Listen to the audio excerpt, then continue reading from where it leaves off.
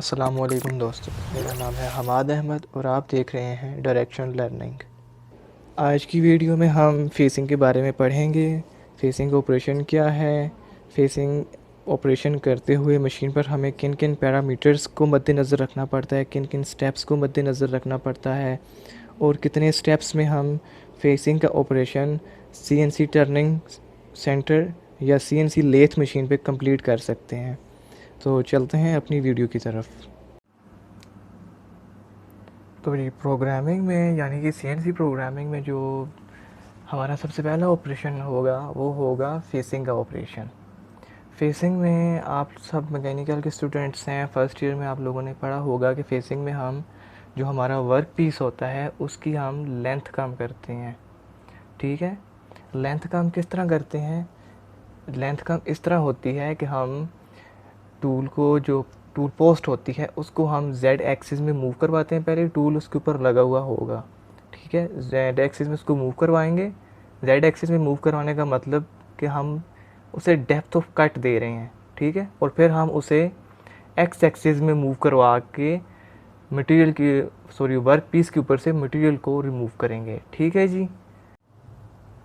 तो जी उसके बाद नेक्स्ट आता है हमारे पास मैनुअल फेसिंग प्रोग्रामिंग में हमने कौन कौन से ऐसे जो बेसिक स्टेप्स होते हैं, 4 बेसिक स्टेप्स, वो हम रिपीट करके अपना एक कट कंप्लीट करते हैं। ठीक है जी।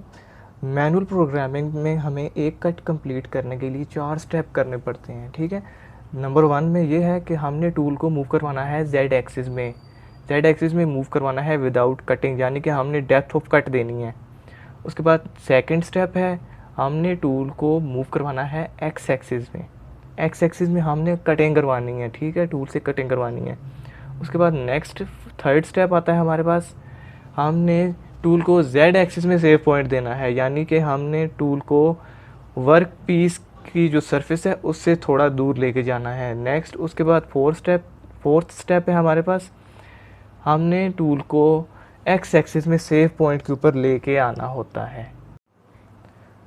जी नेक्स्ट बात करते हैं हम अब एक्सिस की हम बात करेंगे। तो एक्सिस में हमारे पास टर्निंग सेंटर पे होते हैं 2 एक्सिस, एक्स एक्सिस और जेड एक्सिस।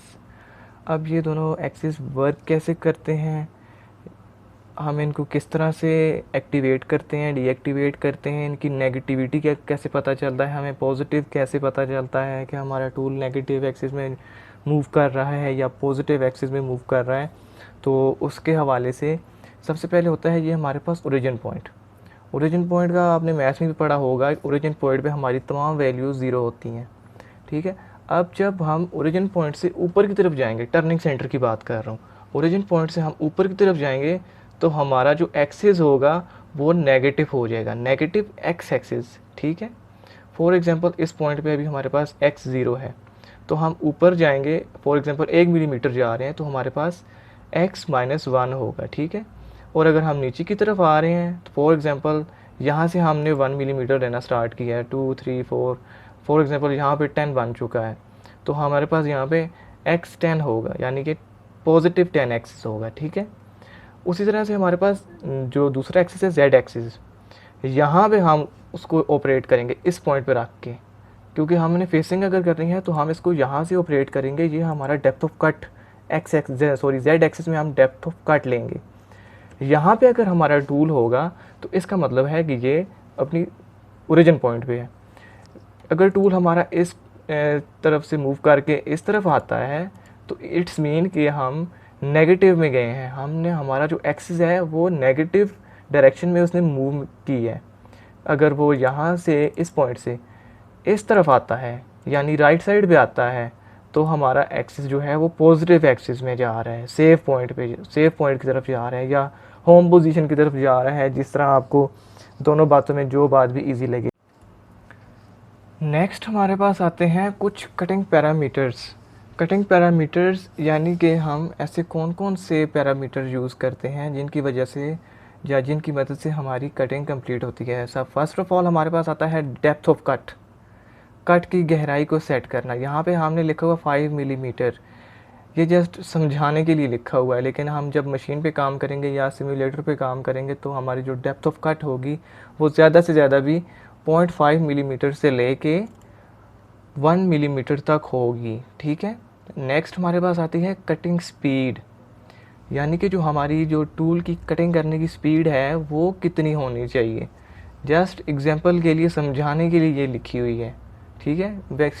मैक्सिमम हम ये नहीं रखते इतनी स्पीड, क्योंकि टूल के टूटने का भी ख़तरा होता है। उसके बाद नेक्स्ट आता है हमारे पास feed rate, tool feed rate. हम ये मैक्सिमम रखते ही इतनी हैं, मैक्सिमम हम 0.15 मिलीमीटर पर रेवोल्यूशन के हिसाब से रखते हैं, ताकि हमारी जो वर्क पीस है हमारा उसकी फिनिशिंग भी अच्छी आए और हमारा जो टूल है वो डैमेज भी ना हो। उसके बाद नेक्स्ट आता है हमारे पास मैक्सिमम स्पिंडल स्पीड। ये जस्ट मैक्सिमम स्पिंडल स्पीड लिखी हुई है कि 2500 RPM रेवोल्यूशंस पर मिनट्स। तो हम 1 RPM से लेके 2500 RPM या 2500 RPMs के दरमियान मशीन की एक स्पेसिफ़िक स्पीड सेट करते हैं। वो स्पेसिफ़िक भी हो सकती है और आप उसको एक कह सकते हैं स्पेसिफ़िक भी हो सकती है, लेकिन और कंटिन्यूसली चेंज भी हो, वेरिएबल स्पीड भी हम उसमें यूज़ करते हैं, दोनों होती हैं, ठीक है। नेक्स्ट अब आता है जी हमारे स्टॉक की बात। अब हम स्टॉक की बात करेंगे कि हमारा जो स्टॉक है, जो ब्लैंक है, जो साइज़ है उसका क्या होना चाहिए। स्टॉक साइज़ के बारे में हम बात करेंगे और स्टॉक साइज़ के साथ साथ हम ये भी देखेंगे कि हमने कौन कौन किस पॉइंट से हमने अपना जो वर्क पीस है उसकी कटिंग करनी है, ठीक है। जो हमारा स्टॉक की लेंथ है वो 75 mm है, ठीक है। जस्ट ये स्टॉक की साइज़ है, स्टॉक का साइज़ है सॉरी, और उसका जो डायमीटर है वो 50 मिलीमीटर्स है।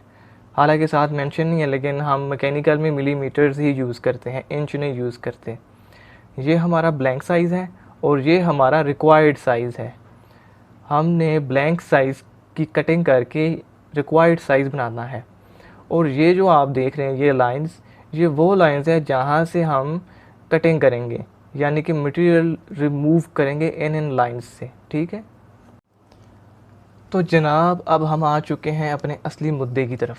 मुद्दा हमारा ये है कि हमने प्रोग्रामिंग करनी है। प्रोग्रामिंग किस तरह से होगी, ठीक है। सबसे पहले होती है प्रोग्राम बॉडी, प्रोग्राम स्ट्रक्चर जिसे कहते हैं, यानी बेसिक्स आप कह लें प्रोग्रामिंग की। ये जो कुछ ब्लॉक्स मैंने बनाए हुए हैं, ये वाले सारे यहाँ, ये वाले सारे जो भी हैं, ये सारे प्रोग्राम स्ट्रक्चर होते हैं। प्रोग्राम बॉडी भी नहीं कहते हैं और प्रोग्राम बेसिक्स भी होते हैं ये। यानी कि हमने जो भी मशीन को बताना ना कि तुमने इतनी स्पीड सेट करनी है, यूनिट कौन से सेट करने हैं, फीड रेट क्या होगी, वो हम जस्ट प्रोग्राम बॉडी में बताते हैं।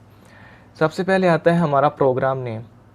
प्रोग्राम नेम हम देने के बाद जो हमारा पहला ब्लॉक होता है N1, ये मशीन खुद बनाती है। N1 2 जो भी है, N15 20 कर दे, उसे N100 कर दे, 200 कर दे, ये मशीन तक होता है, ठीक है।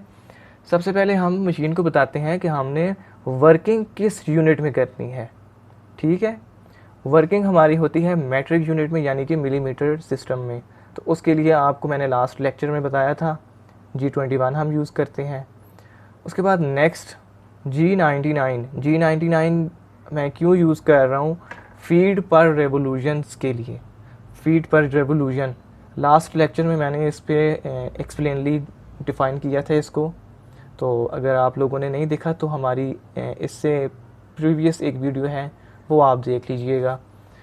नेक्स्ट हमारे पास आता है G28 मीन्स कि हमने इसको यूज़ करना है मशीन ज़ीरो पॉइंट पे लेके जाने के लिए। Machine zero point mean machine की जो ओरिजिनल डिफ़ॉल्ट पोजीशन होती है, जो कि मैन्युफैक्चरर ने सेट की गई होती है, मैन्युफैक्चरर सेट करके देता है हमें, ठीक है। उसमें हमने ये जो U है इसको हम एक्स एक्सिस समझ लेते हैं और W को हम Z एक्सिस समझ लेते हैं, ठीक है। यहाँ पे मैंने लिखा हुआ है। नेक्स्ट आ जाता है टूल की सिलेक्शन, यानी कि हम टूल कौन सा यूज़ करेंगे, ठीक है। ये भी हम सिमुलेटर में इस पे वर्क करेंगे कि हम कौन सा टूल यूज़ करते हैं, कहाँ से सिलेक्शन होती है, कितने टूल यूज़ हो सकते हैं एक टाइम पे, ठीक है। नेक्स्ट उसके बाद हमारे पास आता है G50 को हम यूज़ करते हैं जब हमने कोई ऑपरेशन करना होता है। और मज़े की बात, G50 की कुछ स्पेसिफ़िक वैल्यूज़ भी होती हैं। स्पेसिफ़िक वैल्यूज़ तब लगती हैं जब हम अपने टूल को एक्स एक्सिस में और जेड एक्सिस में, दोनों एक्सिस में वर्क पीस के साथ टच करवाते हैं और हमें मशीन कुछ वैल्यूज़ देती है दोनों एक्सिस में, और वो वैल्यूज़ हम इस जगह पे लिखते हैं x की वैल्यू x एक्सिस में लिखते हैं, z की वैल्यू z एक्सिस में लिखते हैं विद नेगेटिव साइन, क्योंकि हमने कटिंग करनी है नेगेटिव एक्सिस में। ठीक है जी। उसके बाद नेक्स्ट है G96 यानी कि कांस्टेंट कटिंग स्पीड। अगर हमने मशीन को 900 स्पीड दे दी है तो वो इसी पे वर्क करेगी। ठीक है, 800 दे दिया है तो उसी पे वर्क करेगी, उसी स्पीड पे स्पिंडल रोटेट होगा या मूव करेगा। फिर आता है M03 spindle start clockwise movement. अब ये स्पिंडल स्टार्ट क्लॉकवाइज क्यों घूमेगा, हमें तो एंटी क्लॉकवाइज चाहिए, तो ये बताते हैं आपको सिम्युलेटर में चल के। ठीक है, उसके बाद नेक्स्ट आता है, ये हमारे पास होती है स्पीड, स्पिंडल स्पीड। G96 हमने यहाँ पे बताया। उसके बाद स्पिंडल को हमने बताया कि स्पिंडल ने कौन सी मूवमेंट करनी है, कौन सी मूवमेंट में उसने मूव करना है, क्लॉकवाइज या एंटी क्लॉकवाइज। ठीक है, नेक्स्ट हमने बता दी ये उसकी स्पेसिफिक स्पीड है जी भाई इस स्पीड पे स्पिंडल ने मूव करना है और इससे आगे पीछे नहीं होना, ना वो 9023 से एक पॉइंट ऊपर जाए, ना ही एक पॉइंट नीचे आए। ठीक है, किसी को कोई प्रॉब्लम है तो काइंडली कमेंट में मेंशन कीजिएगा। तो जनाब बात करते हैं हम अपने फर्स्ट कट की, कि हम अपना पहला कट किस तरह कंप्लीट करेंगे। ठीक है, सबसे पहले हमने एक लगाना होता है टूल को वर्क पीस के बिल्कुल नज़दीक एक सेव पॉइंट पे, यानी कि इस पॉइंट पे हमने अपने टूल को लेके आना होता है। वो इस पॉइंट पे किस तरह आता है ये हम सिमुलेटर में डिस्कस करेंगे, क्योंकि इस तरह आपको समझ नहीं आनी। ठीक है, यानी कि हम सेव पॉइंट इस तरह कहेंगे कि हम जब G50 की वैल्यू पुट कर देंगे टूल हमारा सेव पॉइंट पे आ जाएगा। सबसे पहले हमने वह काम करना है, अगर हम फेसिंग कर रहे हैं तो हमने X52, क्योंकि हमारा डाया 50 है तो हम X52 करेंगे, तो हमारा जो टूल है वो कुछ इस पॉइंट पे आगे से रुकेगा। ठीक है, इस पॉइंट पे। और जो हमारा Z एक्सिस है, Z एक्सिस में हमने उसे 2 दिया हुआ है, यानी वो इस पॉइंट पे आएगा, तो हमारे दोनों जो कोऑर्डिनेट हैं वो इस पॉइंट पे आ जाएंगे, इस पॉइंट पे। ठीक है, उसके बाद नेक्स्ट अब हम बात करते हैं डेप्थ ऑफ कट की। x वही वहाँ पे रहेगा जो x की वैल्यू है, यानी कि 52। उसके बाद जो z एक्सिस है वो हम उसको मूव करवाएंगे -5 में, -5 नेगेटिव z एक्सिस में, यानी कि जो हमारा x एक्सिस है वो यहाँ पे आएगा, यानी यहाँ पे आने के बाद वो 0 हो जाएगा ओरिजिन पॉइंट पे। ओरिजिन पॉइंट से फिर वो आगे 1 2 3 4 और 5 मिलीमीटर काउंट करके 5 मिलीमीटर वाले कोऑर्डिनेट पे वो आके रुकेगा। इस पॉइंट पे आने के बाद हमारी जो डेप्थ ऑफ कट होगी वो हमारी सेट हो जाएगी। उसके बाद नेक्स्ट ये करना है, हमने z एक्सिस को ये x एक्सिस को कमांड देनी है कि उसने मूव करना है x-1 तक। यहाँ पे होगा हमारा z एक्सिस, यहाँ से जब हम उसे देंगे x एक्सिस पे कमांड देंगे -1 तक, यानी कि उसने जाना है ओरिजिन पॉइंट से ऊपर, तो हमारा जो x एक्सिस है वो यहाँ से मूव करेगा कटिंग करता हुआ फीड रेट के हिसाब से। ठीक है, फीड रेट के हिसाब से कटिंग करता हुआ वो कुछ इस पॉइंट पे आगे रोक जाएगा, कटिंग कंप्लीट हो जाएगी यहाँ पे आके। उसके बाद नेक्स्ट क्या करना है, नेक्स्ट हम उसे कहेंगे कि भाई हमारा जो पॉइंट है z एक्सिस वाला, x एक्सिस में अब हम यहाँ पे रुके हुए हैं, तो हमने टूल को वापस लेके जाना है z एक्सिस में, यानी कि इस साइड पे उसको लेके आना है सेव पॉइंट। x एक्सिस में हम उसे बता देंगे कि x एक्सिस यहाँ भी रहेगा -1 में ही, z एक्सिस मूव करेगा 2 में, यानी कि +2 में, तो हमारा जो टूल होगा वो यहाँ से यहाँ पे आ जाएगा। ठीक है, यहाँ से फिर हमने उसको बताना है कि x एक्सिस में बजाय आप सेव पॉइंट पे यहाँ ये वाला X52, तो हमारा जो टूल यहाँ पे होगा वो मूव करके यहाँ पे आ जाएगा सेव पॉइंट पे। तो ये देखा आपने कि हमने 4 स्टेप किए हैं एक कट को कंप्लीट करने के लिए। तो बाकी जो आगे जो हमने कटिंग करनी है, बाकी जो प्रोसीजर है कट हमने कंप्लीट करना है, तो वो सेम यही तरीका होगा। ठीक है, नेक्स्ट अब हम सेकंड कट की तरफ आते हैं। सेकंड कट में हमने यहाँ से फर्स्ट कट में जो हमने लगाया था यहाँ से यहाँ, तो वो लाइन मैंने रिमूव कर दी। अब हमारा जो टारगेट है वो ये वाली लाइन है, ठीक है, सेकंड कट में। सेकंड कट में सबसे पहले हमारा वही होगा सेव पॉइंट, यानी कि टूल को हमने इस जगह पे लास्ट टाइम छोड़ा था। तो नेक्स्ट अब क्या होगा, हमने जो z एक्सिस को वैल्यू देनी है वो 10 देनी है, -10, क्योंकि हम यहाँ पे इंक्रीमेंटल सिस्टम यूज़ कर रहे हैं, यानी कि पिछली वैल्यू में अगली वैल्यू ऐड होगी, ठीक है।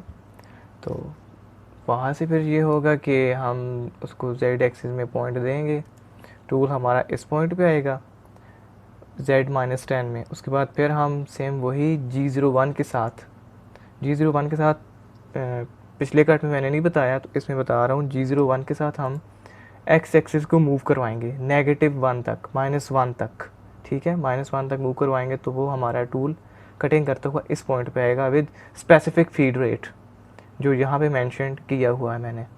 टूल हमारा इस पॉइंट पे होगा कटिंग करने के बाद। तो उसके बाद नेक्स्ट हमने उसे देना है z एक्सिस में सेव पॉइंट, यानी कि उसको हमने G00 के साथ सेव पॉइंट देना है 2 में, +2। तो जो हमारा टूल होगा वो यहाँ से मूव करके इस पॉइंट पे आ जाएगा, ठीक है। उसके बाद नेक्स्ट क्या करना है, अब जब z हमारे पास सेव पॉइंट पे आ गया है तो फिर हमने x को भी सेव पॉइंट पे लेके आना है, जो यहाँ पे लिखा हुआ है x52 z 2.0। और जब हम ये वाली कमांड लगाएंगे तो हमारा टूल यहाँ से होके यहाँ पे आ जाएगा, ठीक है। तो हमारा ये सेकंड कट कंप्लीट हो गया। अब बारी है हमारे पास थर्ड कट की। Third cut mean first step में हमने किया था, z एक्सिस को मूव किया था डेप्थ ऑफ कट के लिए 5 मिलीमीटर। सेकंड कट में हमने उसको मूव किया था 10 मिलीमीटर। अब थर्ड कट में हम z को मूव करेंगे, इसको, ये वाला जो z है इसको हम मूव करवाएंगे 15 मिलीमीटर। x की वही रहेंगी वैल्यूज़, यानी कि अगर x का सेव पॉइंट 52 है तो वो हर कट में 52 ही रहेगा, और अगर उसकी कटिंग -1 तक जा रही है फेसिंग में तो हर कट में उसकी -1 तक ही जाएगी, ठीक है। क्योंकि फेसिंग का कर रहे हैं तो हमें x की वैल्यूज़ को कांस्टेंट रखना पड़ता है। तो फॉर एग्जांपल हमारा टूल अब इस जगह पे आ गया सेव पॉइंट पे, तो नेक्स्ट हमने क्या करना है, हमने अब z में डेप्थ ऑफ कट देना है। तो जाहिर सी बात है हमने अब -15 चलना होगा थर्ड कट के लिए। तो यहाँ से हमारा टूल मूव करेगा नेगेटिव में होके यहाँ पे आएगा, स्टिल रुकेगा। तो यहाँ पे फिर G01 के साथ हमने लिखा हुआ है x-1, ठीक है। G01 के साथ, G01 मीन कटिंग करता हुआ जाएगा टूल फिर हमारा इस पॉइंट से होके यहाँ से कटिंग करता हुआ वापस फिर ओरिजिन पॉइंट से होता हुआ -1 पे रुकेगा, x-1, ठीक है। ये बात आपको समझ आ गई होगी आई होप। यहाँ पे भी मैंने मेंशन किया हुआ है। ये सिचुएशन अब बन चुकी है, यहाँ पे आके ये सिचुएशन बन चुकी है जब x-1 पे पहुँच गया है, ठीक है। उसके बाद हमने साथ ही दिया हुआ है कि z 2.0, यानी कि z अब यहाँ से मूव करेगा, इस पॉइंट पे आएगा, यहाँ पर आके z रुक जाएगा, ठीक है। x की वैल्यू वही होगी, z की वैल्यू हमने चेंज की है। उसके बाद नेक्स्ट हमारे पास फिर हमने सेव पॉइंट देना है। z का सेव पॉइंट ऑलरेडी हमने दे दिया है, अब फिर x एक्सिस का सेव पॉइंट देना है हमने। फिर जब हम ये वाला फॉर्मेट लगा देंगे, ये वाली कोऑर्डिनेशन दे देंगे उसे, तो मशीन क्या करेगी, यहाँ से टूल को मूव करेगी, z एक्सिस में स्टिल रुका हुआ होगा, x एक्सिस में मूव करेगी, टूल वापस अपने ओरिजिनल सेव पॉइंट पे आ जाएगा, सेव पॉइंट पे आएगा। ये याद रखना है, सेव पॉइंट पे आएगा, होम पोजीशन पे नहीं जा रहा, सेव पॉइंट पे आ रहा है रिटर्न होके कटिंग करने के बाद, ठीक है। तो जी लास्ट कट है हमारे पास। अब आप लोगों ने देखा होगा कि किस तरह से हमने 3 कट कंप्लीट किए हैं, वही 4 स्टेप रिपीट करके जस्ट हमने z एक्सिस में वैल्यूज़ को चेंज किया है, ठीक है। अब लास्ट कट है हमारे पास, तो हमारे पास जो z की वैल्यू होगी वो -20 होगी, ठीक है। हमने -z को -20 में मूव करवाना है। हमारा टूल जस्ट इस पॉइंट पे है। यहाँ से जब हम उसे मशीन में को ये वाली कमांड देंगे, ये कोड एंटर करेंगे, तो मशीन हमारी क्या करेगी, यहाँ से टूल को मूव करवाएगी और इस पॉइंट पे ले आएगी कोऑर्डिनेट के हिसाब से, ठीक है। उसके बाद नेक्स्ट क्या करेंगे, हमने जब उसे न्यू कमांड देंगे, तो ये वाली कमांड जो है, तो ये देने के बाद मशीन जो है वो हमारे टूल को x-1 तक लेके जाएगी, यानी कि टूल हमारा यहाँ से होता हुआ कटिंग करता हुआ एक स्पेसिफिक फीड रेट के साथ यहाँ से कटिंग करता हुआ इस पॉइंट पे आएगा और कटिंग करके रुक जाएगा। हालांकि मशीन चल रही होगी लेकिन हमारा टूल रुकेगा, मशीन नहीं रुकेगी। उसके बाद नेक्स्ट हमने लेके जाना होता है Z को सेव पॉइंट पे, ठीक है। सेव पॉइंट पे लेके जाते हैं जब हम, तो मशीन क्या करती है, यहाँ से टूल को पकड़ती है और हमें टूल को ले जाती है इस पॉइंट पे। एक्स एक्सिस चेंज नहीं हो रहा है, जेड एक्सिस चेंज हो रहा है, ठीक है। उसके बाद लास्ट में हमने एक्स को सेव पॉइंट पे लेके जाना होता है। N120 आप देख लें ये वाला किस तरह से कमांड्स वगैरह दी हुई हैं। तो हमारा जो टूल है वो मूव करता है एक्स एक्सिस में और वापस अपने सेव पॉइंट पे आ जाता है, ठीक है जी। तो हमारी जो प्रोग्रामिंग थी वो हमने कंप्लीट कर ली है। ये कुछ बेसिक स्टेप्स थे और कुछ पॉइंट्स थे जिनकी मदद से हम फेसिंग का प्रोसेस या फेसिंग का ऑपरेशन हम कंप्लीट करते हैं। तो जब हमारा ऑपरेशन कंप्लीट हो जाता है तो उसके बाद हमने करना क्या होता है, सबसे पहले हमने मशीन को बताना होता है कि अपनी जो उसकी होम पोजीशन है बाय डिफ़ॉल्ट जो मैन्युफैक्चरर ने सेट की होती है वहाँ पे चली जाए, ठीक है। G28 हम यूज़ करते हैं उसके लिए W के साथ। पहले W आपको बताया हुआ है, W रिप्रेजेंट करता है एक्स एक्सिस को, ठीक है। उसके बाद मशीन मूव करती है एक्स एक्सिस में। उसके बाद हम उसे मशीन को कहते हैं कि अब वो जेड एक्सिस में मूव करती है, फिर हम मशीन को कहते हैं कि अब वो एक्स एक्सिस में मूव करें। अब फिर हम G28 लगा के U0.0 कर देते हैं, मशीन हमारी बाय डिफ़ॉल्ट होम पोजीशन पे पहुंच जाती है दोनों एक्सिस में। उसके बाद हम कूलेंट ऑफ करते हैं। और मज़े की बात यह है कि सारी प्रोग्रामिंग में मैंने कूलेंट का जिक्र ही नहीं किया, कूलेंट हमने ऑन किया ही नहीं था, ठीक है। तो ये भी हम मशीन में जब काम करेंगे सिमुलेटर पे तो इसको भी देख लेंगे कि वाकई जिस तरह मैंने बात की थी उस तरह होता है या नहीं होता, ठीक है। उसके बाद M05 है। अब जाहिर सी बात है जब सारी कटिंग वगैरह हो जाएगी, आपका वर्क पीस तैयार हो जाएगा तो आप उसे तब उतारेंगे जब आपका स्पिंडल स्टॉप होगा। ऐसे चलती हुई मशीन में तो आप हाथ डालने से रहे, ठीक है। तो फिर पहले स्पिंडल स्टॉप करवाना पड़ता है और उसके लिए हम M05 यूज़ करते हैं। M05 यानी कि स्पिंडल स्टॉप हो गया लेकिन मशीन फिर भी चल रही है, प्रोग्राम हमारा अभी भी रनिंग कंडीशन में है, तो उसको भी हमने स्टॉप करवाना होता है। उसके लिए हम यूज़ करते हैं M30 को यूज़ करके हम प्रोग्राम स्टॉप करवाते हैं और बिल्कुल रीसेट हो जाता है, यानी बिल्कुल टॉप पे चला जाता है जहाँ से हमने सारा प्रोग्राम स्टार्ट किया था, जहाँ पे हमारा प्रोग्राम का नेम होता है, ठीक है। तो आई होप आपको ये आज का लेक्चर समझ आया होगा। थोड़ी सी लंबी वीडियो है हमारी, तो समझने के लिए ही होती है लंबी चीज़, अगर कोई समझना चाहे तो, ठीक है। अगर ना समझना चाहे तो उसके लिए 30 सेकंड का शॉर्ट क्लिप भी उसे नहीं समझा सकता, ठीक है। तो आई होप आपको हमारी ये वीडियो पसंद आई होगी। तो मिलते हैं एक नई और इंटरेस्टिंग वीडियो में जिसमें हम यही प्रोग्राम सिम्युलेटर पे परफॉर्म करेंगे। तब तक के लिए अपना ख्याल रखिएगा। अल्लाह हाफिज़।